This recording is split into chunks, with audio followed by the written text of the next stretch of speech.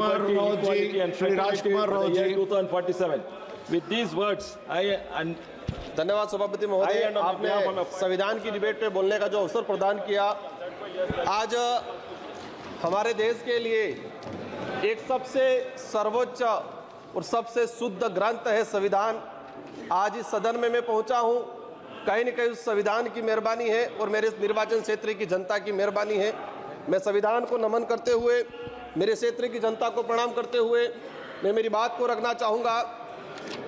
इस संविधान के अंदर प्रावधान किया गया है कि इस देश के अंदर रहने वाला प्रत्येक वर्ग और विशेषकर ध्यान रखा गया है जो इस देश का जो गरीब है तबका है और आदिवासी समुदाय हो, एससी समुदाय हो, उनके उद्धार के लिए प्रावधान किए गए संविधान के अंदर। लेकिन आज बड़े दुख के साथ कहना पड़ रहा है कि 75 वर्ष हो गए, लेकिन संविधान के अंदर जो आदिवासी समुदाय के हित में जो प्रावधान बने हुए हैं, अनुच्छेद 244(1) के अंतर्गत 5वीं अनुसूची, अनुच्छेद 244(2) के अंतर्गत 6ठी अनुसूची के तहत अनुसूचित क्षेत्र, जनजाति क्षेत्र के प्रावधानों को आज तक धरातल पे लागू नहीं किया गया है। ये इससे स्पष्ट होता है कि वर्तमान या पूर्व की सरकारें जो भी रही हो, उन सरकारों को आदिवासी समुदाय के हित में और संविधान के अंदर आदिवासियों के जो प्रावधान है उनके लिए क्या मानसिकता रही है। माननीय सभापति महोदय, हम लोग जब 5वीं अनुसूची और 6ठी अनुसूची के तहत हमारे विशेषाधिकार की बात करते हैं तो कई राष्ट्रीय पार्टियों के कई नेता 5वीं 5 के नाम से गुमराह करते हैं आम जनता को। बड़े दुख की बात है कि 5वीं अनुसूची और 6ठी अनुसूची क्षेत्र में रहने वाली आम जनता को आज तक इनके अधिकारों के बारे में नहीं बताया गया, नहीं पता चला उनको। माननीय सभापति महोदय, आज रिजर्वेशन का निजीकरण किया जा रहा है, ये भी एक संविधान पे कुटाराघात है। जातिगत जनगणना की लंबे समय से मांग चल रही है, जातिगत जनगणना नहीं हो रही है, यह भी एक संविधान पे कहीं न कहीं कुटाराघात है। मणिपुर की जो घटनाएं हुई है उससे भी यह सिद्ध होता है कि संविधान पे कहीं न कहीं कुटाराघात है। माननीय सभापति महोदय, इस अवसर पे मैं भीमराव अम्बेडकर जी, बाबा साहब, जयपाल सिंह मुंडा, नेहरू जी, ऐसे कई महापुरुषों को याद करना चाहूंगा जिन्होंने इस देश को शानदार संविधान दिया है। और इसी अवसर पे आज ही के दिन जो शहीद हुए सैनिक हैं, इनको भी नमन करना चाहूंगा। संविधान के प्रावधान के तहत पैसा एक्ट आया इस देश के अंदर, 1996 में पैसा एक्ट आया, आज 28 साल हो गए, लेकिन आज भी कई राज्यों में पैसा एक्ट के कानून नहीं बने हुए हैं।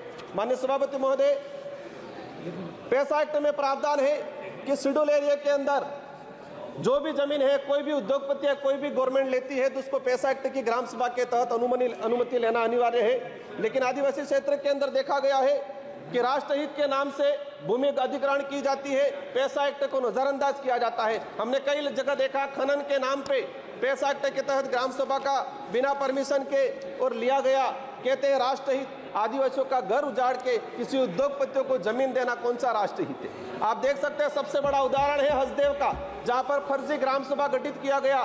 क्लियर है कि ये कहीं न कहीं पूरे संविधान की धज्जियां उड़ाने का काम किया गया है। माननीय सभापति महोदय, हम अगर देखना चाहें कि कितनी जगह पैसा एक्ट की ग्राम सभा की अनुमति ली गई, पिछले 10 सालों के अंदर कितने प्रोजेक्ट ट्राइबल इलाके में लागू किए गए और कितनी जगह पैसा एक्ट की ग्राम सभा ली गई है, 10 सालों का अगर डाटा निकाल के देखेंगे, दूध का दूध, पानी का पानी हो जाएगा।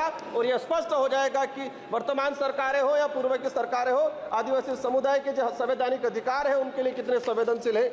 माननीय सभापति महोदय, आज अगर हम बात करें, जब जयपाल सिंह मुंडा संविधान सभा की जब चर्चा हो रही थी तो जयपाल सिंह मुंडा ने कहा था कि आदिवासियों को लोकतंत्र सिखाने की जरूरत नहीं है, आदिवासियों से लोकतंत्र सीखने की जरूरत है जो हजारों सालों से जीता आ रहा है।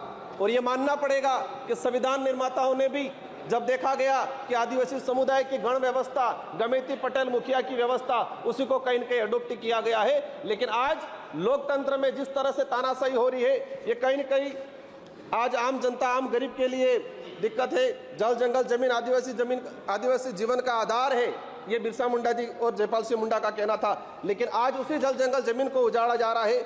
माननीय सभापति महोदय, आदिवासी समुदाय को अपना अलग एक पहचान, पूर्वजों के त्याग बलिदान आधार पर आरक्षण का अधिकार मिला है।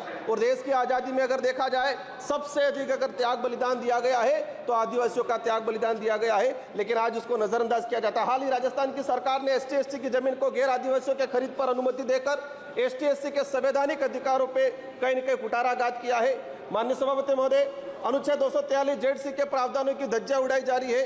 आदिवासियों के संवैधानिक अधिकारों को लेकर सुप्रीम कोर्ट के कई जजमेंट आए। Samatha judgement 1997, Vedanta judgement 2013, Ramareddy versus state Andhra Pradesh 1998, Kailash बनाम महाराष्ट्र सरकार 11 जनवरी 2005। लेकिन आज तक इन सुप्रीम कोर्ट हाई कोर्ट के जो जजमेंट है वो आज तक लागू नहीं किए गए हैं। आप अपन निकाल के देखेंगे जितने भी जजमेंट आए ट्राइबल इलाके के हित को लेके आज तक उनको लागू नहीं किया गया है। माननीय सभापति महोदय, हजारों वीरों के बलिदान के बाद Chota Nagpur tenancy act 1908, Santal Pargana tenancy act 1949, Wilson rules 1837, ये जो जितने भी जो एक्ट आए थे हजारों लोगों ने अपना बलिदान दिया था, इसके बाद आए थे। लेकिन देखा गया है आजादी के बाद इन किसी भी एक्ट पे कोई प्रावधान नहीं किया गया है। माननीय सभापति महोदय, मैं लास्ट 30 मिनट में आपकी बात में समझ रहा हूँ, मैं अपनी बात को रखूंगा। हमारे देश की न्याय व्यवस्था की बात करें, धन्यवाद।